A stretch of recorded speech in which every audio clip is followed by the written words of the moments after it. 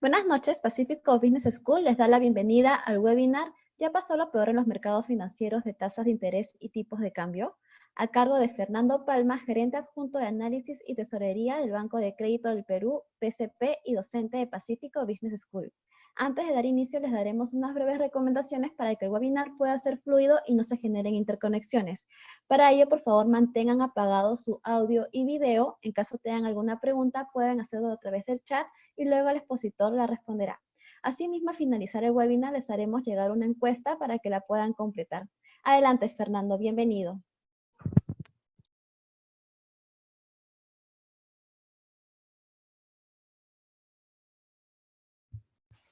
Encantado de estar nuevamente con ustedes y contarles un poco, luego de algunas semanas de haber realizado un webinar aquí mismo con la Pacífico, regresando y viendo algunos temas que deben haber quedado probablemente en incertidumbre a ser discutidos después.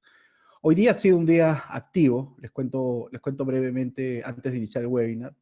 Un día activo porque hemos tenido noticias desde el exterior, nuevos clashes entre Trump y la administración Trump y China. Nuevamente empiezan a discutir por el tema básicamente comercial y están yéndolo al lado micro. Están planeando pues poner en una lista de revisión tanto empresas americanas como empresas chinas. Luego vino lo que ya habíamos anticipado, el dato del PBI de marzo vino menos 16%, casi impublicable. Lo siento por mis amigos de la casa de estudios que tienen que mandar esas notas. La verdad que no habría sabido cómo decir, vender optimismo en adelante con un número tan duro. El mercado esperaba inclusive algo menos, era 14% contracción y vino menos 16% contracción. Si hay tiempo, en la presentación les cuento cómo creemos que va a venir el mes de abril. La verdad que también es otro número casi impublicable. Y ayer nos sorprendió la Fed, no nos sorprendió, sino que la Fed vino a empezar a comprar papeles de deuda corporativa a través de ese vehículo especial que ha empezado a hacer y que viene a ayudar a todo el mercado de deuda. Entonces, vamos a empezar con la presentación y quedo encantado luego para tomar sus preguntas. A ver, los mercados financieros tienen una característica importante. Algunos mercados financieros se adelantan en una magnitud impensable a veces. Tanto como hace muchos años el señor Greenspan, el Sherman Greenspan dijo que hay una exuberancia irracional. Ustedes recordarán esa frase histórica que está también acuñada y explicada en su libro, el mundo de la turbulencia, así se llamaba el libro, la era de la turbulencia.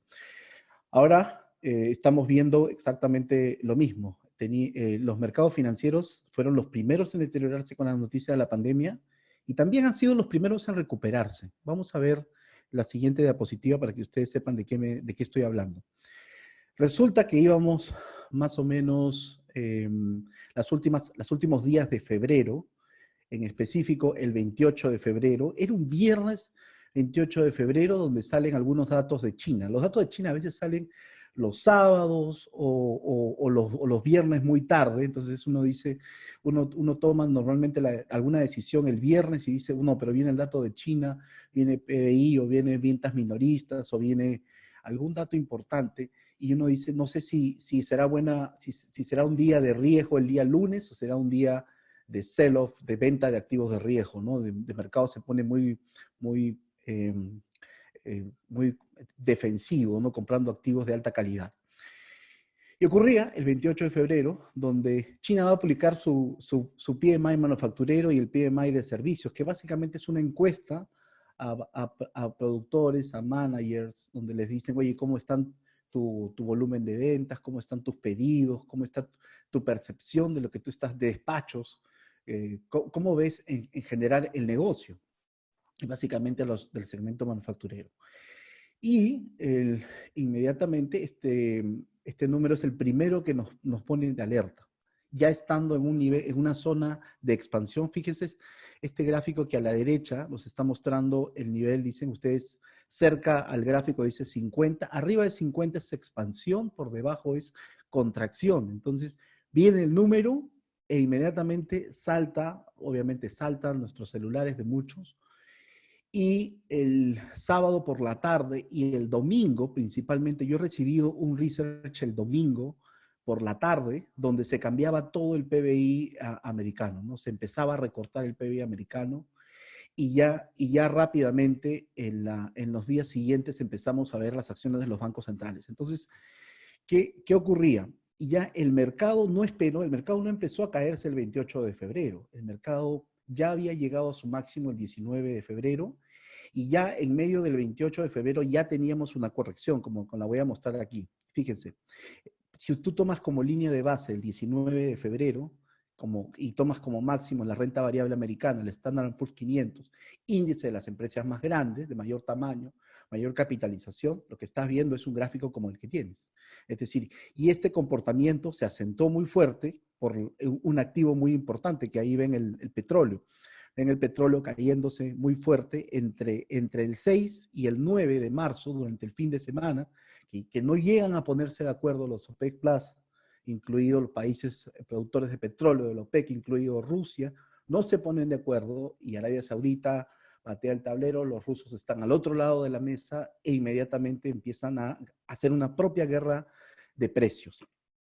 Y vemos el segundo cisne negro, el primero había sido el COVID, el segundo viene a ser lo que ocurría con el petróleo. Tuvimos una caída importantísima de petróleo. Esta no es la caída que ustedes ya deben estar recordando. Ustedes creen que les voy a hablar del petróleo en $37 negativos. No, les estoy hablando de petróleo cayéndose en ese momento, en lo que iba desde la crisis, casi 40%. Entonces, ¿qué hace el mercado? El mercado se empieza a adelantar. Luego fíjense que ya han pasado desde el 28, desde el 19 al 28 del mercado ya empezaba a caerse y se adelantó el mercado y el único dato que teníamos en el mundo, dato macro, era el dato del PMI chino. Entonces, todo lo que podía construirse en ese momento para el resto del mundo se empezaba a hacer, empezaba a construirse datos, por ejemplo, de autos en movimiento, de usos de parqueo, donde uno pasa por la carretera y tiene el parqueo, se consideran esos datos, uso de electricidad y todos ligados a Hubei y en especial a Wuhan y especial a China. Entonces, todos empezamos a mirar los números porque eran los primeros indicativos para el resto. Pero como el mercado tenía una incertidumbre impresionante, empezó a corregir. Fíjense los precios de los principales activos ahí. Aquí, obviamente, la renta variable se caía 34%, los commodities están cayendo casi 20% en este momento, la renta fija local para el tramo largo, el soberano 37%, cayéndose casi 17%. Todas estas cifras de piso que ocurrió el 23 de marzo, desde el 19 de febrero, hasta el 24 de marzo es que vimos esta caída impresionante. Y obviamente existían activos que eran considerados refugio. Los US Treasuries, por ejemplo, los bonos del Tesoro americano, en especial el de 10 años. El yen también se comportó como un activo de refugio y obviamente a nadie normalmente le gusta tener un activo que no te pague dividendos, que no te genere un flujo de caja como activo de renta fija. Entonces, los futuros de oro empezaron también a apreciarse. Y una moneda que digamos, en el mundo de monedas de la TAM que permaneció con bastante estabilidad era el Nuevo Sol. Obviamente tiene detrás un grupo de actores importante, ¿no? ¿Qué pasó luego del 19? Pasó el 23. Y el 23, aparte de los recortes de tasa no calendarizados que hizo la Reserva Federal, porque esa fue la reacción ante toda esta incertidumbre, la Fed va más allá de sus papeles normales, del playbook que tenía para actuar en épocas de crisis. En la gran crisis financiera internacional del 2008, la Reserva Federal tenía una forma de actuar. Decía, ya, cortamos las tasas, tenía incremento de hoja de balance, compraba papeles con garantía hipotecaria, compraba los bonos del Tesoro americano en el tramo corto, medio y largo, iba a prestar a cartera de bancos también de buena calidad, pero nunca había ido más allá. Entonces, ya en el 23, con una tasa, 23 de marzo, con una tasa en 0%, o el zero lower bound, viviendo nuevamente en los mercados, es que la Reserva Federal se sale del playbook natural y empieza a darnos algo más al mercado. De hecho, empieza a trabajar en una sociedad de propósito especial a la que le iba a inyectar liquidez, y esta iba a comprar bonos corporativos americanos. Ahora, bonos corporativos americanos, la Fed sabía lo que iba a hacer. La Fed estaba comprando bonos corporativos de empresas. Si compras un bono de una empresa corporativa en ese momento y es investment grade, como por ejemplo alguna de las empresas que luego se han deteriorado el riesgo crediticio, sabía la propia Fed que iba a comprar en el fondo activos de alto, bonos de alto rendimiento. Era el primer paso hacia lo que luego hizo, que es básicamente comprar ETFs o activos que incluyeran a bonos de alto rendimiento, o bonos high yield corporativos americanos. Entonces, la estabilización de todo ese sell-off importante que vimos producto de COVID, de alguna forma se detuvo el 23 de marzo y fue a través de una acción inusitada que tiene la Fed. Entonces, si yo un poco voy respondiendo con las diapositivas, el título de la presentación, que es, en verdad ya pasó lo peor, en verdad estamos camino estamos saliendo, así como se están reabriendo las economías, estamos saliendo, y yo en ese sentido sí pienso que ya pasó lo peor, y lo vamos a demostrar a lo largo de la presentación, pero en la dirección, el ritmo de la dirección, y si va a ser una línea recta o un camino pedregoso, probablemente va a ser respondido en los meses adelante. Hoy día tenemos muy poca visibilidad para ver exactamente el tiempo, cómo va a ser el camino, quién tiene que hacer qué en cada momento, cuáles los circuit breakers que van a haber en adelante, pero ya tenemos de alguna forma una idea de qué es lo que viene. Y aquí tenemos esta diapositiva que es importantísima. Ninguno de los que vamos a hablar de mercado podemos dejar de presentar estas diapositivas, este gráfico que tiene el balance de los bancos centrales, ¿no? Esta es la hoja de balance de los principales bancos centrales, la Reserva Federal, el Banco Central Europeo, el Banco de Japón y el Banco de Inglaterra. Estos son los bancos centrales que si tú sumas sus hojas de balance te van a dar algo ahora como 18.5 trillones, y esto se ha hecho apenas en algunas semanas, y teníamos semanas atrás nada más 15 trillones. Es decir, ahora lo que está ocurriendo mucho en los mercados es que estamos hablando, antes hablábamos de billions y ahora hablamos de trillions sin problemas. Hoy día Nancy Pelosi del Partido Demócrata iba a lanzar un programa, un relief program fiscal por 3 trillones, imagínense. 3 trillones, bueno, no tenía el apoyo de algunos representantes hawkish, ¿no? Desde el punto de vista de responsabilidad fiscal americano, y tampoco de los republicanos, que probablemente estén guardando las balas para más adelante. Este es un año electoral importante, entonces van a guardar probablemente las balas, o querían verlo en Memorial Day, no querían verlo ahora, pero Nancy Pelosi, la líder de los demócratas, quería hacerlo, y está hablando de 3 trillones, como si estuviéramos hablando no sé, digamos, de 20 billions, o de 30 trillions, 30 billions, ¿no? Que el paquete inicial que hacen los Estados Unidos fue alrededor de eso, unos 25 billions, era un paquete inicial, el paquete número 1, han pasado 3 paquetes, quieren mandar un cuarto paquete. Entonces, ese primer paquete vino así, como 25, y básicamente era apoyo al sector salud. Y miren que ahora hablamos de trillions y ya el mercado ya le ha perdido un poco hasta el sentido. Por ejemplo, para hacer algo de memoria, el Travel Asset Relief Program, el TARP, que hubo en la gran crisis financiera internacional de 2008, se logró 800 billones del Congreso, y costó 2 votaciones, costó 2 semanas, costó mucha sangre al S&P.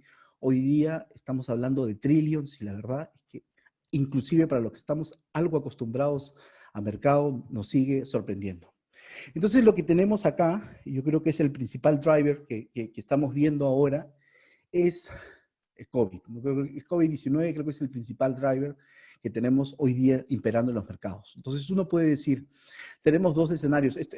Cualquier error es prácticamente mío, porque yo es lo que he trabajado en este slide, no lo he sacado de otro lado.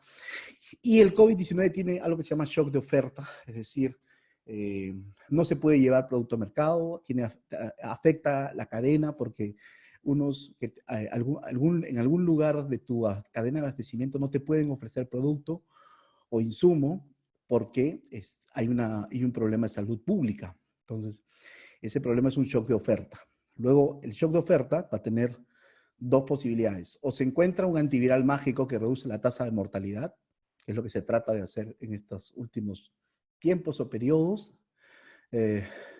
Ahí está Gilai, por ejemplo, con el Redensivir, tratando de convencer al mundo de que sirve, y luego también los japoneses han tomado el Redensivir como algo espectacular. Al momento no hay mucho que con lo que pueda trabajar, pero están trabajando en el sentido. Y luego tienes una vacuna que probablemente no va a venir pronto, y probablemente luego aún cuando se tenga, imagínense, cierre del primer semestre del 2021, la implementación, la aplicación va a ser va a tener problemas logísticos y distribución. Entonces, estamos hablando de algo que probablemente no va a ocurrir. Entonces, y luego vamos a tener otra ventana, que es, si tienes COVID, tienes un shock de oferta, vas a tener el management. ¿Cómo haces el management de COVID? Va a tener impactos en que si lo haces en forma exitosa, vas a tener otros problemas, ¿cierto? Si lo haces en forma exitosa, y ahí estoy pensando en Corea del Sur, en Taiwán, estoy pensando en Hubei, estoy pensando en Alemania, ¿no? Entonces, y estos países están preocupados de otras cosas, están preocupados del programa de reactivación, están preocupados de la segunda ola, están preocupados de pasaportes serológicos, están preocupados ya de la vuelta al colegio de los chicos. Entonces, ellos están en otra vereda. Entonces, y lo que ocurra con con empresas que estén relacionadas a estos países, va a mostrar un comportamiento constructivo también para estos activos. Es decir, como ahora todo está ligado a COVID, si tú tienes un desempeño exitoso en el management, obviamente eso se va a notar también adelante. Y hay un grupo de países que están en proceso. Por ejemplo, gran parte de los países europeos están en proceso. Italia está en proceso España, está en proceso Francia, y probablemente los Estados Unidos de alguna forma también están en proceso, ¿no? Aquí yo creo que el kit del asunto va a ser en los Estados Unidos trabajar exactamente con la misma estructura, pero aquí el problema va a ser cómo haces la reapertura se hace de qué forma, el distanciamiento social se tiene que manejar, etcétera. Y el desempleo es un desempleo que por el momento es una cantidad pues impublicable también, enorme, pero sin embargo hay la esperanza de que sea un desempleo temporal. Yo luego voy a hablar de eso, que no va a ser un desempleo permanente. Entonces yo diría, encontramos un grupo de países ahí, y luego tenemos un grupo de países que están dentro del lento avance, ¿no? La verdad que ahí hay muchos países de la TAM. Ahí está probablemente Brasil, probablemente Perú, y probablemente México también, ¿cierto? Un poco más adelantado de estos países con lento avance, probablemente adelante estén Chile, y adelante estén probablemente Colombia, ¿no? Llevándonos alguna ventaja a otros países. Entonces, ¿y ahí cuál va a ser el desafío? El desafío es que el shock de oferta no se transforme en un shock de demanda, y que finalmente la preocupación del gobierno vaya a tener que ser que se cuide la mayor cantidad de empresas para que sigan vivas, y tal que estas empresas vuelvan a emplear a estos trabajadores. Muchos de estos países no tienen seguro de desempleo, por lo tanto, no tienen las ventajas que tienen el primer y el segundo grupo. Entonces, muchos de estos países van a seguir sufriendo, digamos, los desafíos que impone COVID-19. ¿Ya? Y voy a hablar un poco ahora estamos hablando de la segunda ola, ¿no? ¿Qué pasa? Acá Imperial College, que fue no sé si recuerdan la información que había de que Imperial College fue el primero que puso al corriente del mundo cuántas pérdidas humanas podrían ocurrir si es que no se tomaba ninguna medida de que distanciamiento social. En los Estados Unidos se hubieran perdido 2 millones de vidas y en Reino Unido medio millón de vidas. Entonces, son de alguna forma famosos y tienen mucho research nuevo sobre COVID.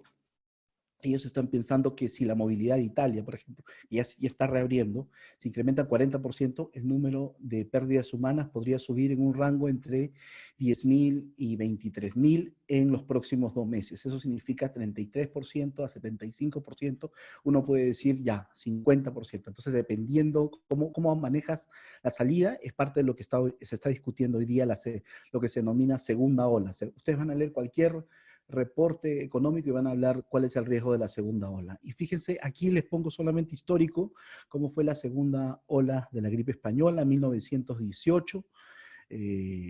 Obviamente no hay nadie vivo, de repente, y hay que tener, tal vez preguntar pues, a los libros. Y esto de aquí es un resumen que hubo en un documento, en una página histórica. Entonces, fíjense que la segunda ola no es un ejemplo de texto, o sea, no tienes una segunda ola perfecta, eso no existe. Fíjense que depende de cada realidad. Miren la segunda ola de Filadelfia. Yo diría que la segunda ola de Filadelfia se va a parecer a la de Corea del Sur o a la de Hubei. Probablemente la de San Francisco se parezca a la que te vaya a tener en Italia, ¿no? Y de repente la que exista en Brasil sea como la de San Luis que tenemos acá. Entonces no existe algo como segunda ola, como un concepto uniforme,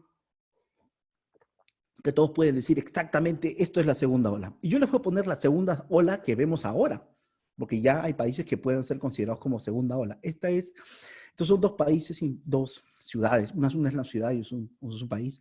Hubei, China, fíjense, este es el número de casos diarios, el crecimiento de casos diarios, de contagios diarios.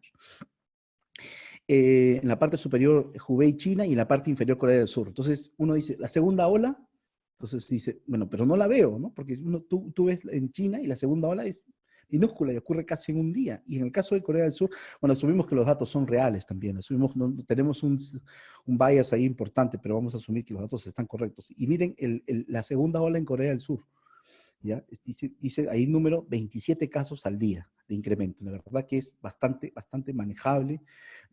Esta segunda ola no son materialmente de preocupación, y es más, 11 millones de ciudadanos en Hubei van a ser testeados, probablemente con pruebas serológicas, para ya acabar con este problema de la pandemia. Entonces, es lo que probablemente vamos a ver en adelante. Entonces, la segunda ola es dependiendo de qué país estamos hablando. Hagamos una vueltita sobre Perú. Y fíjense, este es el reporte de movilidad de Google. Yo lo saqué durante esta semana y fíjense lo que tenemos. En Perú, bueno, tiene algunos rubros, por ejemplo, la movilidad que tienen las personas hacia parques, hacia lugares a los centros comerciales, etcétera. Y en la parte superior ven la movilidad a domicilio. Y ven que la movilidad a domicilio ha caído, ¿cierto? Donde residen las personas ha caído porque han empezado a salir, algo que para nosotros es clarísimo, pero no salen a parques, no salen a actividades recreacionales, sino que están saliendo a trabajar. Fíjense la línea inferior que dice Workplace, y también tenemos estaciones de transporte público. Entonces, aquí no se está yendo, aquí se está cumpliendo con la cuarentena y ya se está teniendo que salir por una razón más económica. Aquí tenemos el número de nuevos contagios. Esta es con la información de hoy día. Están los 84.000 casos que se tienen de contagios en Perú, y tenemos los nuevos contagios diarios. Fíjense que se mantiene a buen ritmo. No puedo decir que el número de contagios en Lima se mantiene a una buena tasa, una tasa todavía creciente. Y en pérdidas diarias, estamos hablando de hoy un nuevo máximo de pérdidas humanas diarias. Estábamos en torno a 90, 80, 90. luego subimos a 100 y ahora las pérdidas humanas están, último número de hoy es 125, con lo cual esta estrategia de aplanamiento de la curva no está mostrando los efectos que probablemente uno quisiera tener ya. La tasa de crecimiento, sí es importante mencionar que la tasa de crecimiento de contagios todavía está elevada, si bien es cierto que esté por debajo del 10%, probablemente debajo del 2% es muchísimo mejor porque empieza a darnos un mejor perfil de que se está controlando mejor la epidemia. Es verdad, acá estoy poniendo el gráfico de Italia y el gráfico de básicamente de nuevos contagios diarios y pérdidas humanas, y lo que estamos viendo es que primero logramos el máximo en contagios diarios y luego es más inflexible la caída en pérdidas humanas. Entonces, todavía no tenemos ni lo uno ni lo otro, así que estamos en pleno crecimiento de los casos. Luego Apple también tiene gráficos de movilidad y fíjense lo que está ya ocurriendo en Nueva York. Nueva York tiene una de los mejores comportamientos de lucha contra el COVID que se pueda ver. Empezaron muy tarde, ¿cierto? El gobernador Cuomo fue el que precisamente lideró las medidas de distanciamiento social y lo que lograron fue espectacular. Ahí funcionó bastante bien la civilidad y siguieron al parecer todo el comportamiento de precaución que tenían que verse sobre la pandemia, y hoy día están empezando ya a aumentar el número de movilidad. También no está ocurriendo lo mismo con Londres, porque obviamente nosotros pondríamos a Londres en la segunda capa o entre la segunda y el tercer grupo de países digamos, con peor management del COVID-19, y vemos a países que están al otro lado, estos países que han tenido relativo éxito, como han sido los países asiáticos, y probablemente el país europeo que mejor le ha ido en el control de la pandemia ha sido Alemania, que ya está regresando. Esto va a significar que los números en adelante en Alemania van a salir bastante mejor, y eso es una buena noticia para ellos. Algo de la TAM. No tenemos Perú para el Apple Trend Mobility, no hay Perú, pero sí hay Colombia, y Colombia es un país que no nos gusta.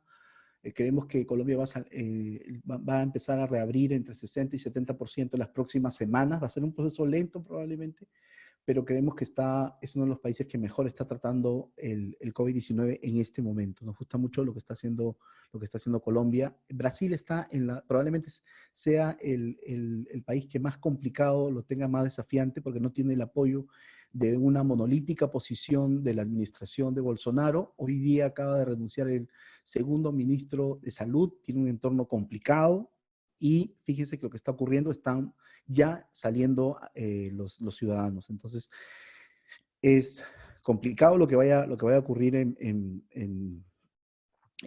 Brasil. Y luego México suavemente también regresando a la movilidad, y Chile también regresando a la movilidad, pero acaban de poner un nuevo lockdown, y nuevamente 8 millones de personas en Santiago van a tener que hacer lockdown, pero vamos, ellos están con otras métricas en adelante.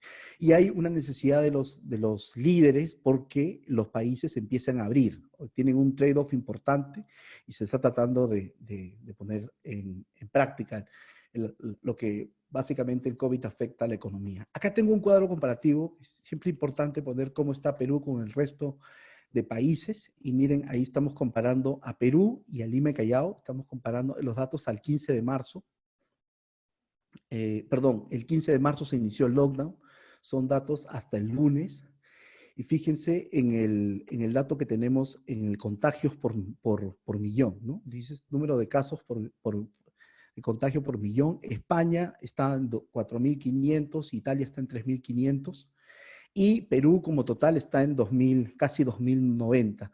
Cuando vamos a Lima y Callao, estamos hablando de 4.714, y esta cifra inclusive se ha incrementado. Entonces, si uno pudiera leer aquí el COVID a nivel de Lima y Callao, lo que vamos a encontrar es que la verdad es que hay un grupo de ciudadanos limeños y del Callao que está contagiando a una tasa bastante alta, ¿no?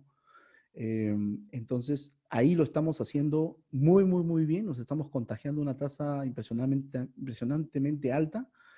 Y en la dotación de pruebas, que es como uno puede medir a la administración o lo puede medir a la labor del gobierno, estamos relativamente bien. Estamos haciendo 16 test por cada 1000 personas y creo que esto debe haber subido. En los últimos días debe haber subido mucho. 16 test es como estar hablando entre Estados Unidos, Francia, Reino Unido, y la verdad es que en pruebas nos va bastante bien lo que está haciendo Perú. Y lo que también estamos un poco jalados en nota es en la dotación inicial, número de camas por cada 1000 habitantes. No estamos hablando de cero, ni siquiera hay una cama, ¿no? Ni siquiera hay una cama. 0.2 camas por cada 1000 habitantes, comparado con Alemania, que tiene 8, con Francia, que tiene 6, etcétera. Entonces, lo que estamos viendo aquí es que sea por el hacinamiento, sea por el incumplimiento de la medida de restricción, sea por la informalidad de la economía, sea porque el gobierno no tiene presencia, sea por cualquiera de las razones, tenemos una de las tasas de contagio más altas. Y esto es importante en adelante. ¿Por qué? Porque una de las preguntas más importantes es, al iniciar todo este programa de COVID en los gobiernos, debe haber sido, ¿y cuánto podrían nuestros ciudadanos soportar sin recibir ingresos? ¿Cuántas semanas soporta un ciudadano promedio del Perú sin tener ingresos? Sin ahorros también. Y uno hace esa pregunta. Y uno puede hacer la segunda pregunta, puede decir, ¿cuántas semanas soporta una empresa sin flujo de caja? Es decir, sin operar, sin facturar. Entonces, imagínense que para la respuesta para la primera pregunta sea, yo creo que un ciudadano promedio en Perú no va a soportar más de 3 semanas sin ingresos. Bueno, y la segunda pregunta podría ser, una empresa promedio en Perú probablemente, hay que hacer los estudios, pero imagínate que digas 2 meses. Entonces, 2 meses ya. Entonces, ¿quién tendría que compensar a la empresa y quién tendría que compensar a los ciudadanos para que se cumpla con el objetivo de salud pública?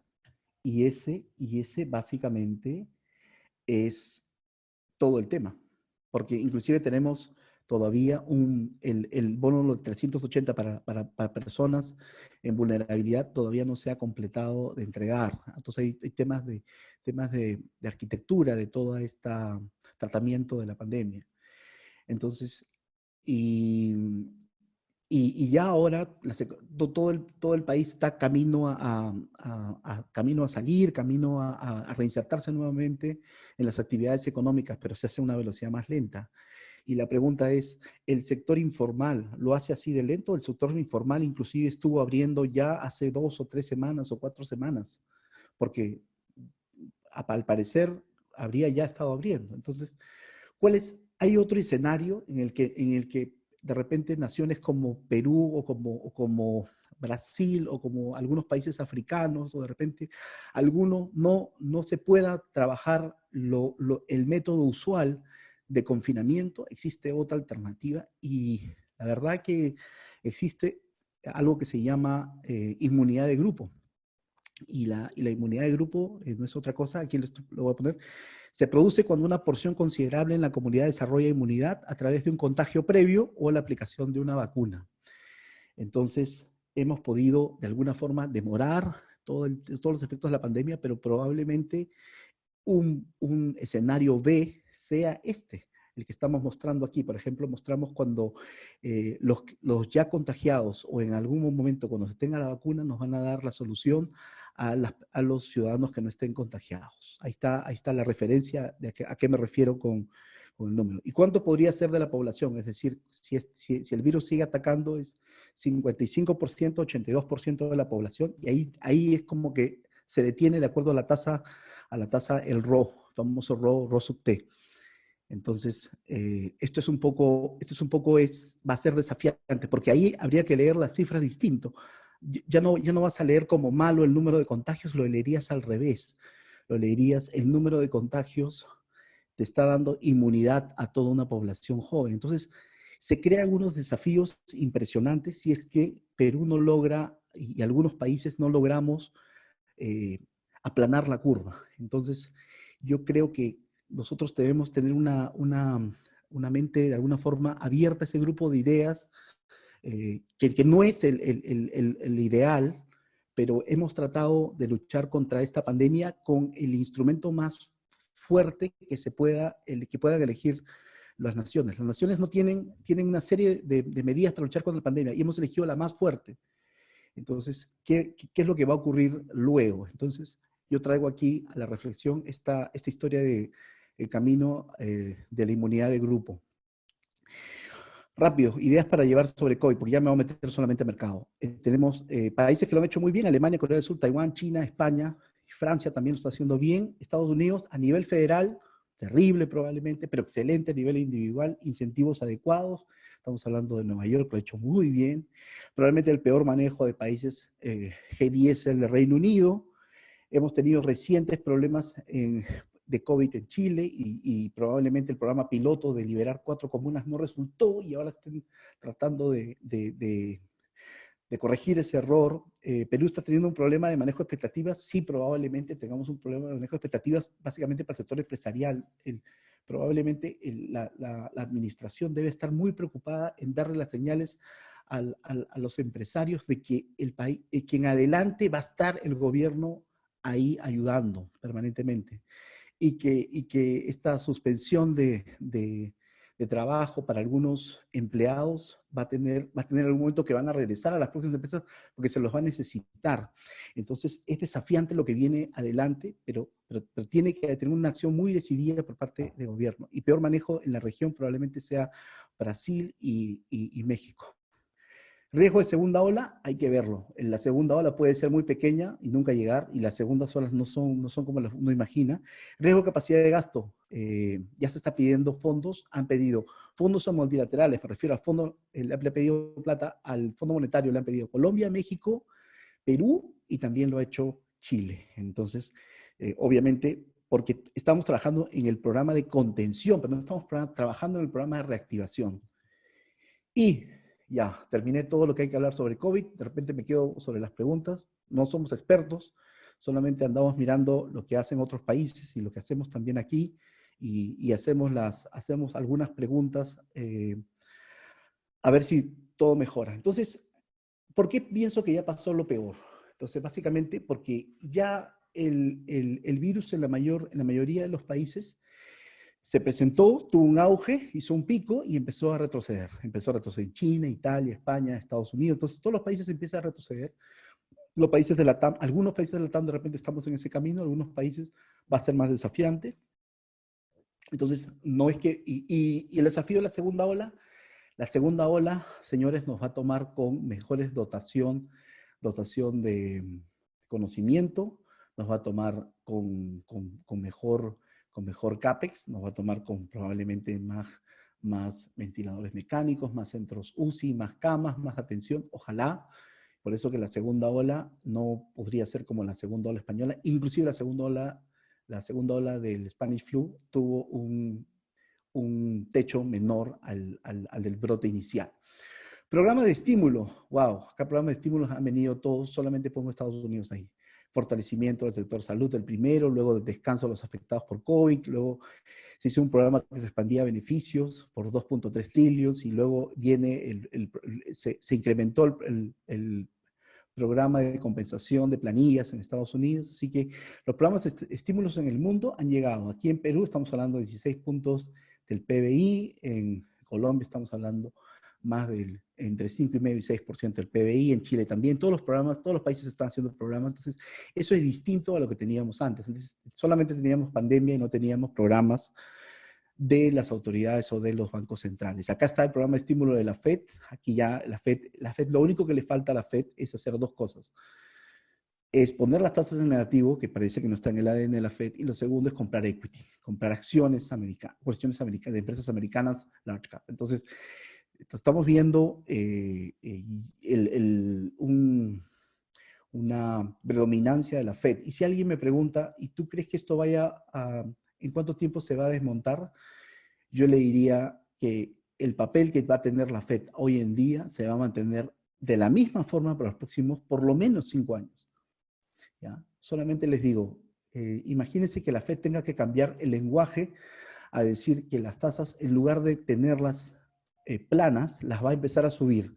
El mercado se mueve de una forma tan volátil que se deshace toda la política expansiva que ha tenido la Fed. Entonces, yo creo que estas condiciones han venido para quedarse durante muchos, muchos, muchos años. ¿Qué más? Vemos viendo brotes verdes en China, en los PMIs de China que salieron en caída, empezado a rebotar y eso es una buena señal. OPEC, ha habido acuerdos en la OPEP para empezar a liberar toda la parte de crudo. Ya no tenemos riesgos en Estados Unidos, digamos por el evento Sanders. Elizabeth Warren era un riesgo, Bernie Sanders era un riesgo, con el perdón de que si alguno tiene simpatía por ellos, yo no voy a esa vereda, sino que el mercado decía que eran que iban a tener un comportamiento totalmente responsable con las finanzas públicas americanas y por eso lo veía contra mercado. Warren probablemente tenía prédicas de mayor control para algunos bancos y ya no hay. Hoy día el candidato es Joe Biden y el mercado piensa Joe Biden o Trump piensa exactamente lo mismo. Y estamos viendo gradualmente reducción en los spreads de investment grade y de high yield para empresas corporativas y eso es una buena señal. Hay algo que no está en esta diapositiva y empieza a ocurrir cada vez más, más fuerte y es el aprovechamiento que está teniendo la administración Trump para hacerle palanca al gobierno chino con la relación comercial y también para sacar algo de palanca y responsabilizarlo por COVID-19. Entonces, es con un poco lo que empecé hoy día el webinar. Entonces, yo creo que ahí este es un factor que puede tener efectos materiales en una recuperación incipiente que viene luego de una pandemia. A ver, tenemos ya casi 40 minutos. Voy a tratar de quedarme en algunas diapositivas y para avanzar para quedarme con preguntas. Este es el comportamiento de los activos financieros. Fíjense en la parte inferior, tenemos el petróleo cayendo 45%. Algo importante, recuerdan cuando se discutía el tema de las AFPs y uno decía, bueno, salían muchos tipos a opinar y decir que, bueno, si ustedes salen al mercado y van a vender sus fondos, su fondo de pensiones, le va a caer de una forma importante. Bueno, ya el Standard & Poor's 500 se cayó 35%. Y se ha recuperado desde esa caída y ahora está en torno al 15-12%, que es lo que estamos viendo ahora en la pantalla, en este gráfico que ustedes tienen. Entonces sí estamos viendo, ha habido una recuperación, no estamos volviendo al nivel inicial porque existe una gran incertidumbre todavía. Fíjense algo importante de este gráfico, que es el acumulado de rendimiento desde el efecto desde la pandemia. Miren lo que ha ocurrido con el caso del Nuevo Sol, que tiene una pequeña caída, a pesar de toda la volatilidad. Yo sé que hay parte de intervención del Banco Central. Y miren lo que ha ocurrido con el precio del bono soberano 2037, ¿no?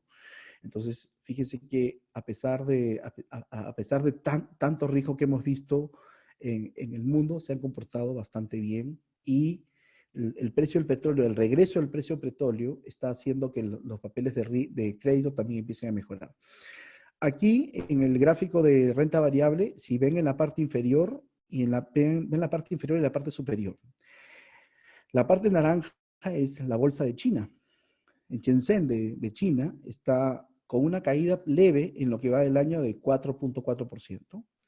Y el Bovespa está cayendo 34%. Entonces, una idea es ahí quien mejor lo hizo con el COVID y quien peor lo hizo con el COVID y se ve ese efecto en el mercado.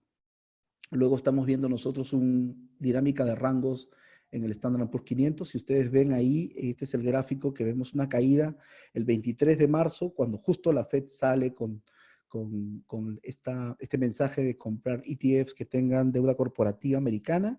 Sale la Fed y se pone un piso, y por eso yo digo que lo peor ya pasó, pero mire, estamos ahora en dinámica de rangos en la renta variable americana tratando de buscar alguna dirección, ¿sí? Estamos tratando de buscar dirección porque si no despegan las empresas, si las empresas todavía no salen, los consumidores están teniendo cambios en los patrones de consumo, puede tener turbulencias y esas turbulencias tienen que ser cubiertas.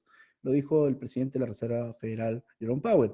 La va a cubrir la Fed y la tiene que cubrir el gobierno. Entonces, ese es un poco el mensaje que están dejando los bancos centrales.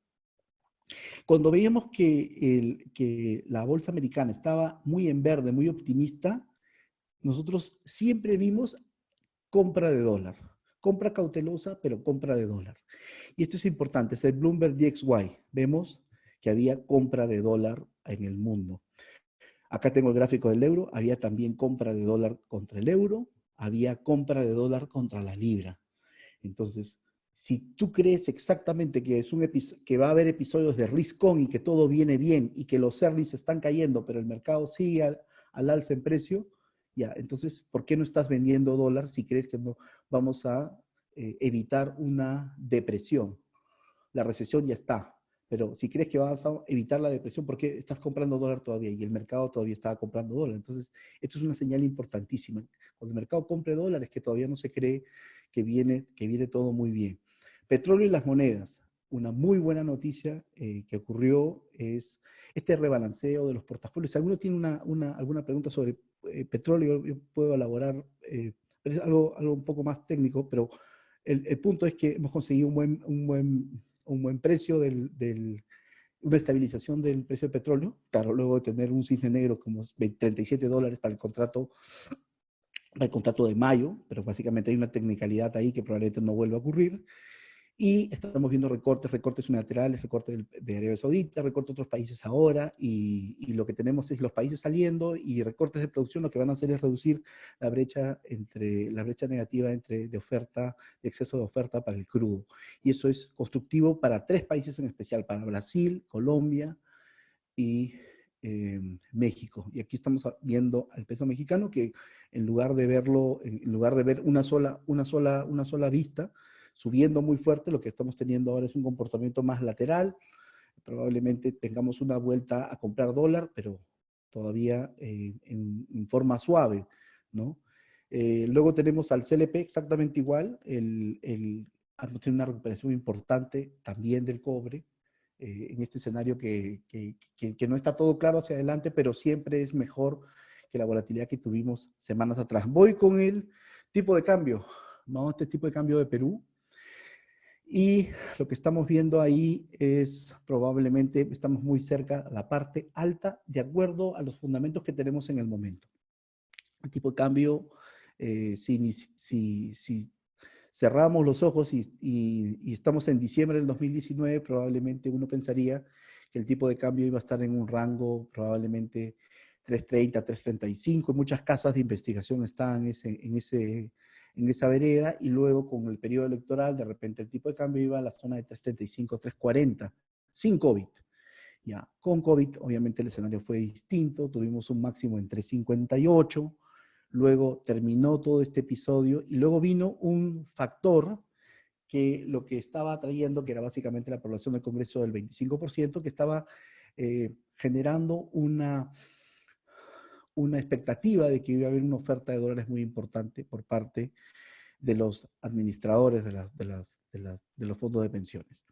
Bueno, el presidente del Banco Central le puso paños fríos a esa visión y dijo que el exceso de oferta de dólares, si existiera alguno, iba a ser absorbido por el Banco Central. Y lo que hemos tenido en las últimas semanas es básicamente vencimiento de esos cambiarios, que lo que están haciendo es reducir la posición de cambio de los bancos y lo que está haciendo una suave tendencia a la alza de tipo de cambio. Pero fíjense que estamos recién en la media móvil de 50 días y casi todas las monedas de la TAM están por encima de la media móvil de 200 días. Así que como que recién nos estamos poniendo a tono con lo que realmente están preciando todas las monedas de la región, que es un comportamiento algo más defensivo. ¿Qué es lo que creo que va a pasar adelante? Probablemente tengan esta pregunta. Yo creo que cuando pase el flujo de fondos de pensiones, probablemente el Banco Central va a probablemente dar un paso al costado y el tipo de cambio va a reflejar de alguna forma el comportamiento de mercado. Entonces, en adelante vamos a ver probablemente más un un tipo de cambio que va a tener probablemente un piso, diría, en 3.35. Si en algún momento el tipo de cambio está en 3.35 es como para tomarle foto, porque no creo que efectivamente se mantenga mucho tiempo ahí. Yo creo que las presiones van a seguir siendo al alza. Tampoco creo que van a probablemente alrededor de 3.45 haya alguna congestión para seguir comprando dólares. Yo estoy viendo ese rango más amplio con algún sesgo a que luego veamos mayor volatilidad. No hay que olvidar lo que va a ocurrir a fin de año, o digamos el último trimestre, que viene ya todo un proceso de elecciones que cuando hay un proceso electoral en Perú todo se paraliza porque obviamente todos andamos mirando las encuestas. Dinámica de rangos en las tasas del Tesoro americano. La tasa del Tesoro americano es otro de los precios claves del mercado financiero y lo que estamos viendo es dos fuerzas enormes. Una fuerza que es a que las tasas bajen y esa fuerza te la está dando la Reserva Federal, que ha dicho que va a comprar ilimitadamente bonos del Tesoro americano. Ilimitadamente, imagínate. Está empeñando su palabra. Eso quiere decir que no solamente la tasa de corto plazo en dólares no va a subir, sino también la tasa del tramo medio no va a subir. Otro factor que hace que las tasas no se muevan del Tesoro americano es la deflación que estamos viendo en las lecturas de inflación, que no son de inflación, sino de variación de precios. Ahora estamos viendo algo de deflación. Por lo tanto, si seguimos viendo lo mismo, las tasas podrían seguir cayendo. Y estas son unas fuerzas que hacen que las tasas bajen. ¿Qué eventos o acontecimientos están haciendo que las tasas suban? La inmensa cantidad de déficit fiscal que va a tener la administración Trump, y sea la administración Trump o sea los demócratas con Biden, para refinanciar la gran cantidad de déficit fiscal y los programas que tienen. Entonces, ya empezaron con el programa de incrementos de subastas de tesoros americanos, y la semana pasada hubo una subasta de tesoros americanos, todas en un mayor monto, buscando mayores recursos de los inversionistas. Y se produce lo que en economía llamamos crowding out, ¿no? Este efecto que hace que las tasas vayan a subir porque se está gastando más. Fíjense cómo se reduce la volatilidad de los tesoros americanos. Fíjense, el Treasury se ha llegado a mover en un día, durante la segunda semana de marzo, 35 básicos. Se puede imaginar lo que se mueva, lo que se tiene que mover en el mercado. Es un mercado que está negociando diario, para que tengan una idea, 1 trillón. ¿Ya? 1 trillón. Y en diciembre, cuando ya los traders están de vacaciones, puede estar negociando 400 billions, ¿no? Imagínense la cantidad de dinero. Entonces, esta es otra de las razones por las que nosotros pensamos que ya la peor ya pasó. Espérense que ya casi no voy a tener tiempo, pero vamos rápido. Los spreads se van a empezar a reducir. Esto va a ser en forma gradual, pero no van a llegar a los niveles previos. Entonces estamos viendo que la prima por riesgo de los países emergentes va a tener que subir naturalmente, porque está subiendo el endeudamiento, está subiendo el nivel de deuda, etc. Pendientes de las curvas, como se ha bajado la tasa de corto plazo, hay espacio, hay empinamiento en las curvas. El empinamiento más grande está en Perú y en Colombia. Hay un spread también que está de alguna suerte elevado. Me estoy refiriendo en monedas locales, a las curvas en México y a las curvas en Colombia, y aquí tenemos que hablar un poquito de tasas. Este gráfico es uno de los que más me gusta a mí particularmente, porque lo que está mirando compara en la parte inferior a los bonos del Tesoro americano, que se han comportado constructivos en este periodo. Perú 25, que se está comportando muy bien comparado con un papel corporativo de investment grade. Y tengo a Brasil y Colombia. Colombia es investment grade, a nosotros nos gusta más Colombia, y vemos que la tasa de Colombia y la tasa de Brasil empiezan de alguna forma, estaban muy defensivas, las tasas están subiendo, acercándose a las de high yield, pero han empezado a caer. Estas son tasas de tramo largo, porque hemos tenido estabilización en el petróleo. Y eso es una variable importantísima, y cada vez es más importante ver lo que está pasando con el petróleo. Y miren lo que está ocurriendo en México con Pemex, ¿no? Que hemos tenido un rendimiento de 12% en dólares, y ahora estamos teniendo una convergencia hacia menores niveles. Luego, a ver, esto ya lo comenté, que el Banco Central cortó la tasa. Aquí cortó el Banco Central la tasa 200 básicos. La labor del Banco Central ha sido una labor de verdad remarcable, ha estado eh, muy, muy, muy flexible, muy presto a estar en el mercado, relajando las condiciones monetarias. Eh, pero sí lo que estamos haciendo, lo que estamos viendo es que las tasas en Perú se han caído en el tramo corto, es decir, la tasa de la referencia se ha caído, lo cual no necesariamente quiere decir que las tasas, por ejemplo, de productos activos de plazos largos caigan, porque yo estuve viendo en los medios, un periódico decía, las tasas de créditos hipotecarios van a caer en moneda local, y porque la tasa de referencia cayó, no necesariamente, porque lo primero que hemos estado viendo es que el tramo largo de la curva ha empezado a empinarse, ha empezado a subir, entonces, porque obviamente los inversionistas del exterior y locales no saben cuál de las empresas puede ser un ángel caído. Hoy día tenemos la bancarrota de JCPenney, por ejemplo, y hace unos días de una compañía de aviación colombiana. Entonces, hoy puede ser investment grade, pero luego no sabe, y eso te puede pegar, entonces el comportamiento es algo defensivo. Entonces, la parte larga de repente demore algo en caer. Entonces, sí las tasas van a caer para el tramo corto y medio, probablemente, pero las tasas del tramo largo probablemente vayan a demorar en caer. Voy con estas últimas diapositivas, que era una inmensa incertidumbre sobre el futuro y el mercado lo sabe. Temas que se están discutiendo hoy día, la tasa negativa de la Reserva Federal. La Reserva Federal ha dicho que no está en su ADN, la tasa negativa, cree que no es útil. Luego está viniendo los datos del empleo. Ya ustedes saben lo que ha pasado, se han perdido 20.5 millones de empleos en el mes de abril en Estados Unidos. Y la tasa de desempleo probablemente llegue a los niveles de la Gran Depresión del año 29. Hoy día está en 14,5, pero ya estamos hablando de que va a llegar a 25%. De todos los datos laborales, les digo cuál es el dato que más estoy mirando, es el dato de despidos temporales. Si los despidos temporales, si la economía se recupera en V y no en L o en U o en W, o una recuperación como el signo de Nike, por ahí alguien salió con una nueva definición de recuperación, el signo de Nike, así como una línea que va cayendo y luego sube rápido, pero de acá a mucho tiempo. Entonces, pero el cuento corto es, si el desempleo no es permanente y es temporal, y las empresas, no hay tantas empresas como hoy día JCPenney haciendo Chapter 11, las empresas viven y esa vida de las empresas hace que la tasa de recontratación es alta. Entonces, hay todo un bet a tratar de que eso sea. Ahora, fíjense, hay algunas métricas de la recesión de Volcker, dice, que van a ocurrir 16 meses entre llegar al pico de despidos temporales en Estados Unidos hasta que se logran contratar a esa gente que se despidió. Es 16 meses. O sea, no estamos hablando tampoco de un periodo muy pequeño, es un periodo relativamente varios meses. Y todo el ciclo, desde que se suben el número de despidos temporales en Estados Unidos hasta que se corrigen, ocurren más o menos 2.5 años, ¿no? Entonces, es un proceso que tiene que hacerse lo más rápido posible para traer esta estabilidad. Aquí les muestro exactamente lo mismo.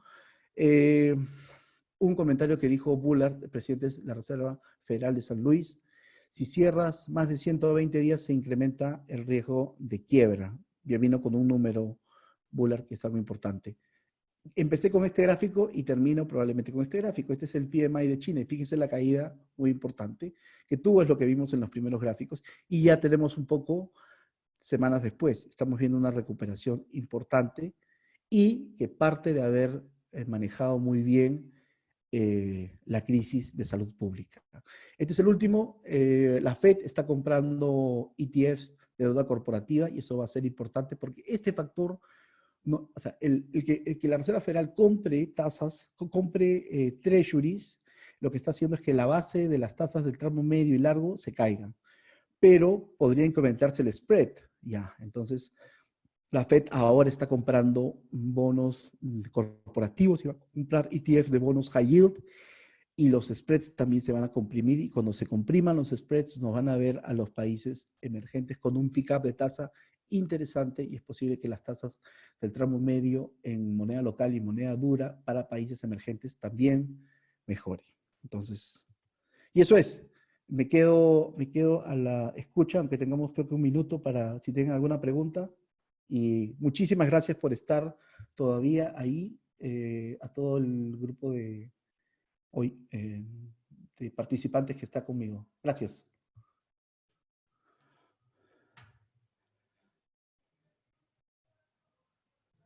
Gracias, Fernando. Te voy leyendo algunas preguntas que nos están mandando las personas a través del chat. Tengo una consulta de John Ayala que nos dice, según comentarios de la FMI Perú, aún puede ser agresivo en sus estrategias fiscales. ¿Qué estrategias podrían aplicarse?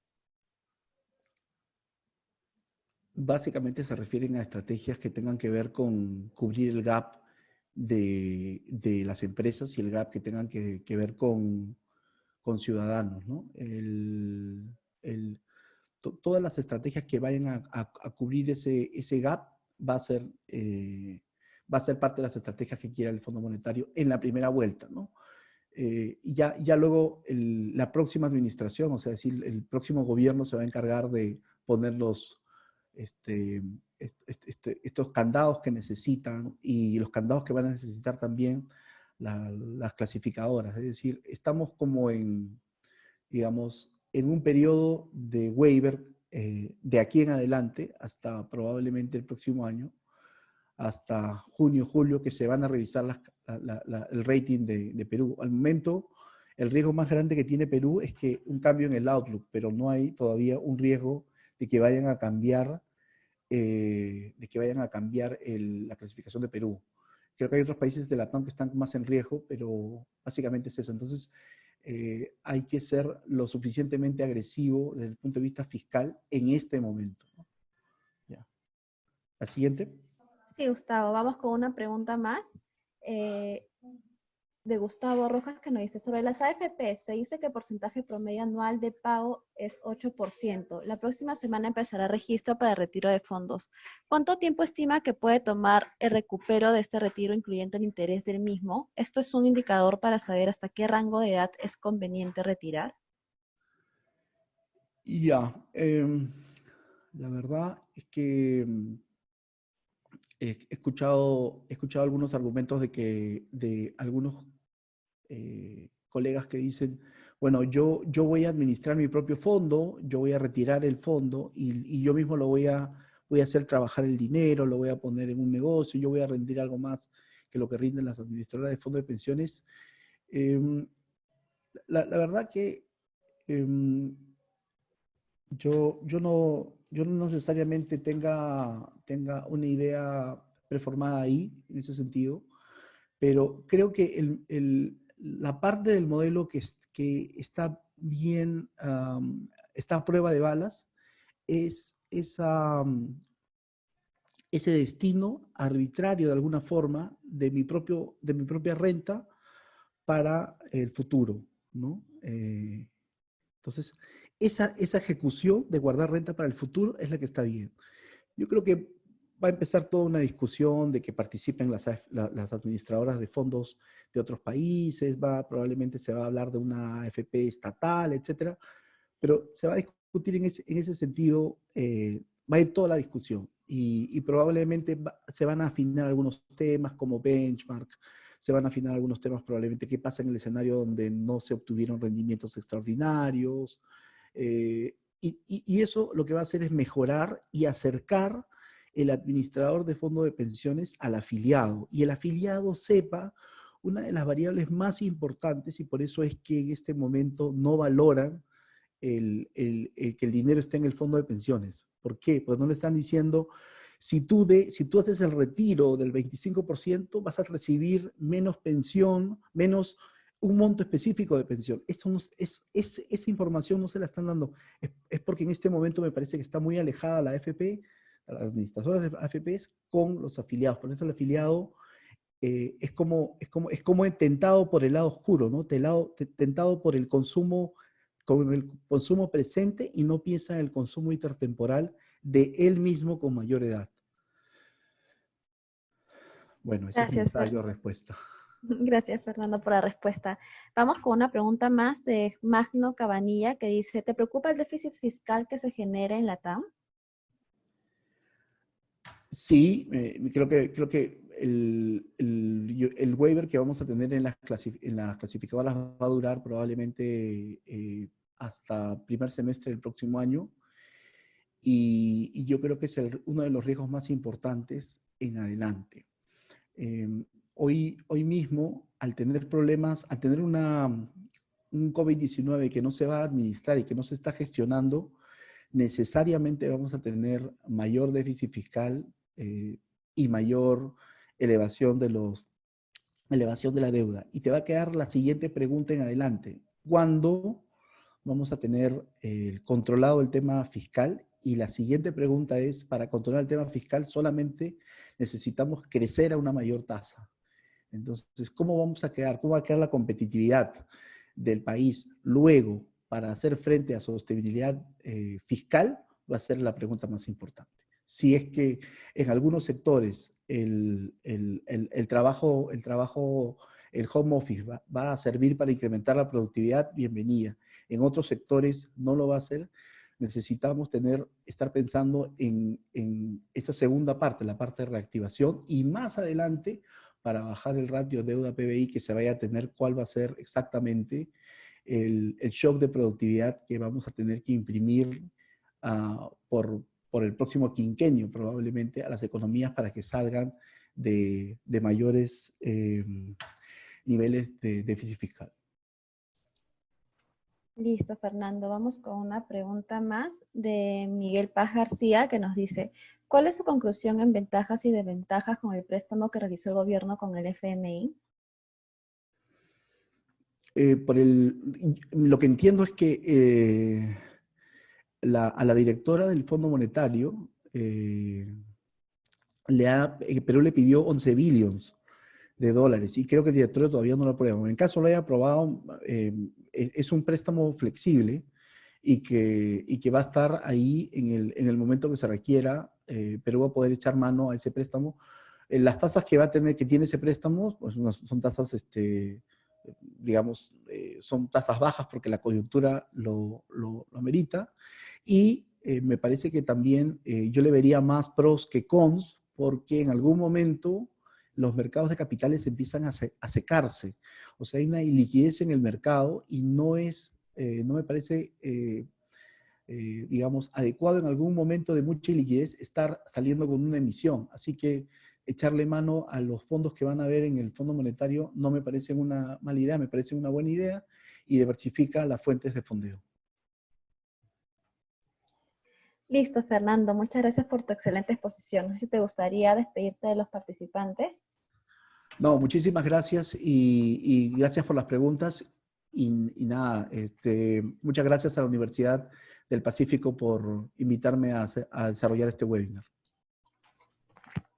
Listo, muchas gracias. Estimados participantes, para Pacific Business School es súper importante conocer su opinión, así que estamos compartiendo a través del chat una encuesta para que la puedan completar.